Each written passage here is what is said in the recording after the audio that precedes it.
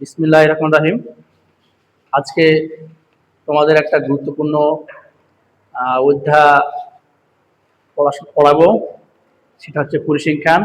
কারণ তোমাদের বোর্ড পরীক্ষাতে কি 5টা অ্যান্সার করতে হয়। তো আমরা যদি পরিসংখ্যান অধ্যায়টা ভালো করে করি তাহলে কি একটা অধ্যায় পড়াশোনা করেই 2টা পেয়ে যাব। তার মানে কি এই অধ্যায়টা খুবই ভালো করে পড়াশোনা করতে হবে। ঠিক আছে, আমরা প্রথম থেকে শুরু করি। পরিসংখ্যান আসলে ডেটা নিয়ে কাজ করে। আমি যে ব্ল্যাকবোর্ডে দিয়েছি সেটা হচ্ছে 25 দিনের তাপমাত্রা। কয় দিনের? 25 দিনের তাপমাত্রা। তো আমাকে যদি বলা হয় সারণী তৈরি করো, কি তৈরি করো? সারণী তৈরি করো। তাহলে সারণী তৈরি করতে হলে যেটা সবচাইতে প্রয়োজন সেটা হচ্ছে রেঞ্জ, অর্থাৎ বাংলায় পরিসর। বাংলায় কি? পরিসর।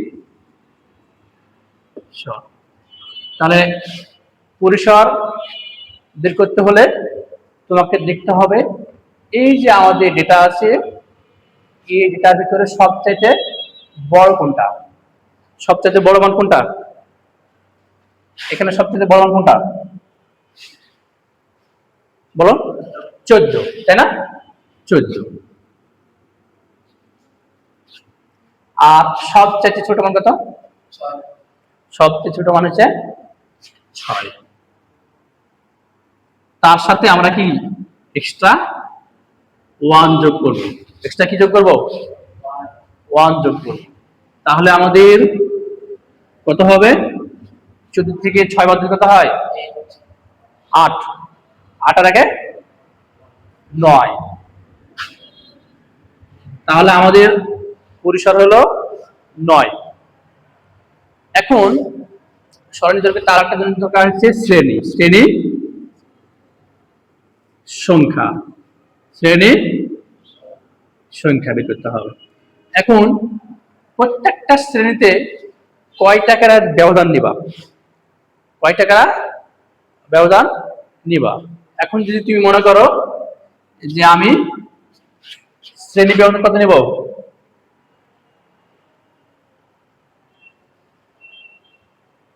3 করে। তাহলে তুমি যদি শ্রেণী ব্যবধান 3 করো তাহলে 9/3, তাহলে কত হবে? 3 না? 3 হবে। তাহলে আমাদের শ্রেণী সংখ্যা কত হবে? 3টা। বুঝা গেছে? এখন যদি আমি শ্রেণী ব্যবধান 4টা নিতাম, কয়টা নিতাম? 4 নিতাম, তাহলে এখানে কয় হতো? 4। তার মানে কত? 2.9 কে 4 দিয়ে ভাগ করলে মনে করো 4 দুগুণে কি 8, তাহলে 1, তাহলে পয়েন্ট দিলে 2, তাহলে 8, তার মানে 2 মানে 22, হ্যাঁ 2.22। তাহলে আমাদের শ্রেণী সংখ্যা কি কখনো ভগ্নাংশ হয়? শ্রেণী সংখ্যা কখনো ভগ্নাংশ হবে না, হয় 2টা হবে, না হয় 3টা হবে, না 4টা হবে। তো যেহেতু মানে পয়েন্ট আসছে, অতএব আমরা কি করব? এটাকে রাউন্ড করে নেব।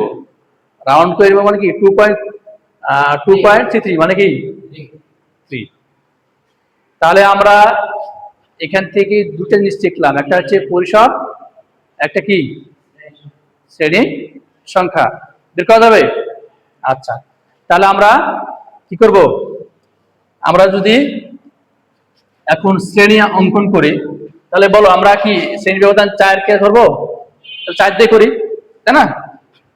তাহলে শ্রেণী যদি আমরা 6 অঙ্কন করি, এগুলো তো তুলছো তো নাকি? আচ্ছা, তাহলে শ্রেণী ব্যবধান ছিল 4, তাই না? তাহলে আমরা যদি এভাবে করি,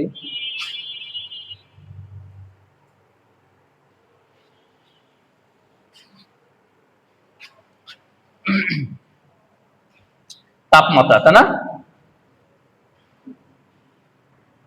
তাপমাত্রা তারপর হচ্ছে ট্যালি চিহ্ন, তারপর হচ্ছে কি গণ সংখ্যা।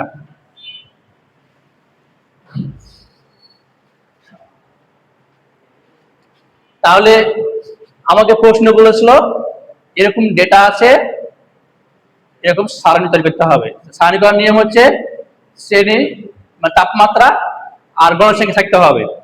এখন যেহেতু এরকম টাইপের আছে, তাহলে আমি যদি টেল চিহ্ন ব্যবহার করি তাহলে কি সহজে হয়ে যাবে। তাহলে আমরা আমাদের কয়টা শ্রেণী হবে? তিনটা না? তাহলে এটা একটা,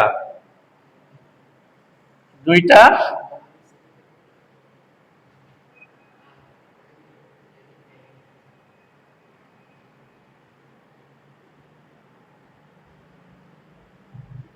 আচ্ছা। তাহলে আমাদের এখানে সর্বনিম্ন কোন ছিল? 6 ছিল না? 6 ছিল। আচ্ছা, তাহলে আমরা এখানে কি দেব? 6 দেব। আমরা শ্রেণীবিভাজন কত দিলাম? 4। তাহলে 6, 7, 8, 9, তাহলে 9 হবে। তারপর হচ্ছে কি 10, 11, 12, 13, 10 থেকে 13। তাহলে ট্যালি চিহ্নটা কেন করব? যাতে আমাদের ভুল না হয়। হ্যাঁ, কারণ তুমি যদি বলে 6 থেকে 9 এভাবে বলতে বলতে ভুল হয়ে যাবে, বললে এভাবে ভুল হয়ে যাবে। এজন্য আমরা কি প্রথম 14, তাহলে 14 কোন ঘরে যাবে? এই ঘরে যাবে।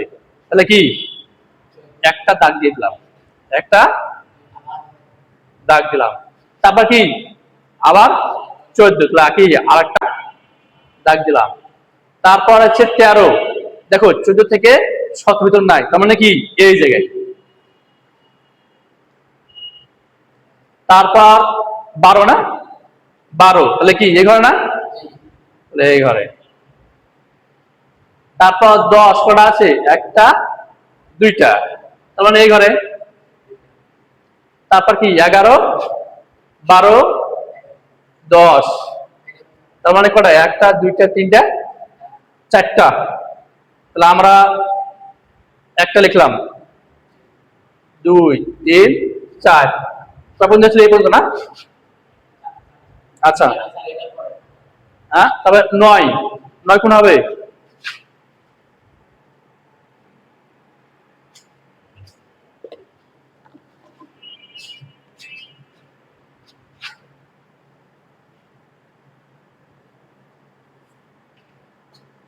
এটাও লেখাচ্ছে না। এই 9, 8 কোনটা? 8 কিন্তু এখানে।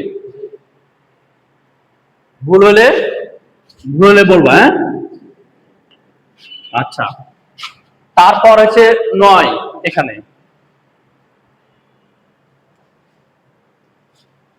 বেশি চাপলেই হয়েছে না। তারপর হচ্ছে 11, 11 কোনটায়?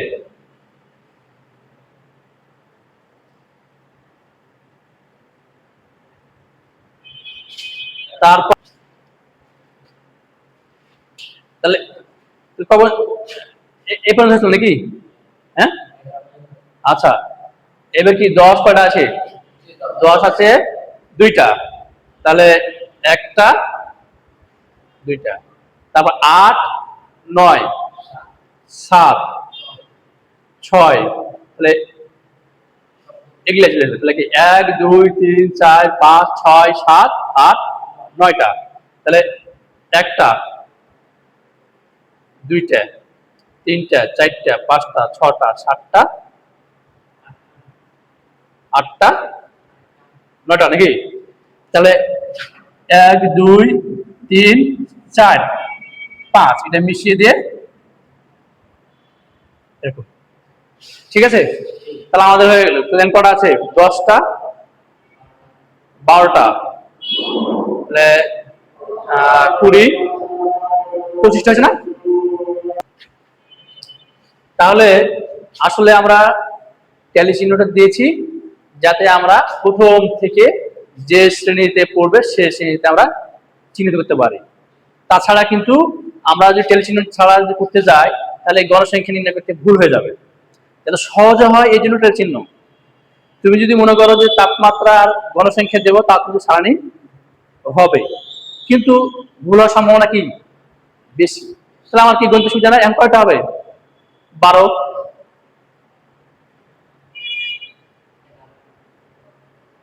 11, 2। তাহলে তোমার যদি এরকম ডেটা থাকে তাহলে তোমরা কি একটা সারণী তৈরি করতে পারবা। এখন সারণী তৈরি করার জন্য কি দরকার? ওই যে বলছিলাম একটা পরিসর অথবা রেঞ্জ, ইংলিশ বলে রেঞ্জ, আর কি শ্রেণী সংখ্যা। আমরা যে এখানে কিন্তু শ্রেণী বলতে কত আছে? 4 আছে না? আমার তো পরিসর আসলে কত?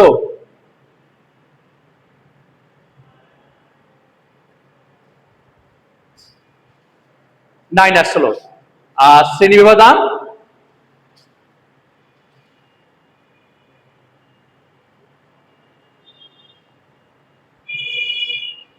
বলেছিলাম 4 নিয়েছিলাম। এর ফলে শ্রেণী সংখ্যা আমার কত হয়েছিল? 3টা হয়েছিল। এখন যদি আমি শ্রেণী ব্যবধান মনে করো 5 নিই, কয় নিই? 5 নিই, তাহলে 5 নিলে কি হবে দেখো তো? আমার কি তাহলে শ্রেণী সংখ্যা এই পাশে লিখি নাকি? আমরা যদি শ্রেণী ব্যবধান 5 নিই তাহলে শ্রেণী সংখ্যা কত হবে? শ্রেণী সংখ্যা 9 ভাগ কত? 5, তার মানে 1 পয়েন্ট সামথিং, তাই না? তাহলে আমরা যদি 9 কে ভাগ করি 5 থেকে 5, 4, 5 আসতে 40, মানে 1 পয়েন্ট কত? 8। তার মানে শ্রেণী সংখ্যা কত হবে? 2 হবে। তখন তোমার কি করতে হবে? এটা পুরোটাই কিন্তু কি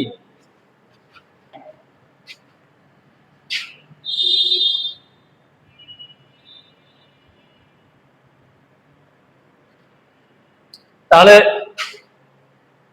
আমরা এবার সেই মধ্যে 5 দিছি না, তার মানে কি 6, 7, 8, 9, 10।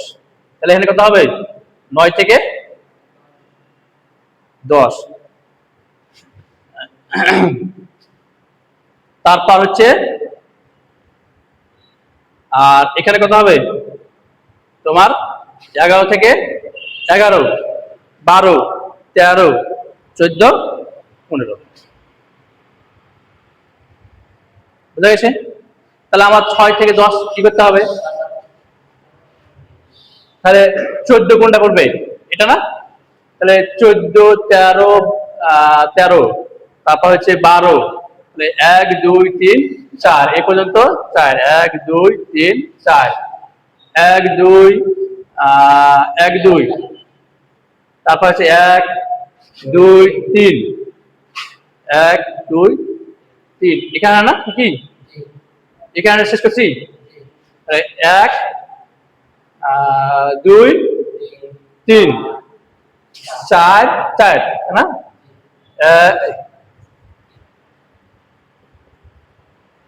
1, 2, 3, 4 এই পর্যন্ত হচ্ছে না? এই পর্যন্ত না? এই পর্যন্ত? এই পর্যন্ত।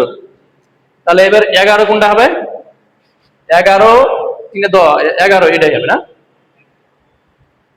তাহলে 10 কোনটা হবে? 1, 2, 3, 4, 5, 6, 7, 8, 9, 10, 11। তাহলে 1, 2, 3, 4, 5, 6, 7, 8, 9, 10, 11। তাহলে 1517। এখানে কত হলো? 17। আর এখানে কত হলো? 8। তার মানে কোশ্চেনে যখন শ্রেণী ব্যবধান বলবে এই শ্রেণী ব্যবধানের উপর ডিপেন্ড করে আমাদের সারণী হবে। এখন আরেকটা জিনিস লক্ষ্য করতে পারো, শ্রেণী ব্যবধান 5 আছে ঠিক আছে, কিন্তু তুমি যদি এখানে শুধুমাত্র এই আমরা সাধারণত কি করি, এখানে যে 6 আছে মানে যেটা সর্বনিম্ন সেটা সর্বনিম্নটাই বসাই, চেষ্টা করবা। ঠিক আছে, তাহলে আমাদের কিভাবে সারাংশ তৈরি করতে হয় এই জিনিসটা আমরা কি শিখলাম। ঠিক আছে, এটা এটা অফ কেটে দাও।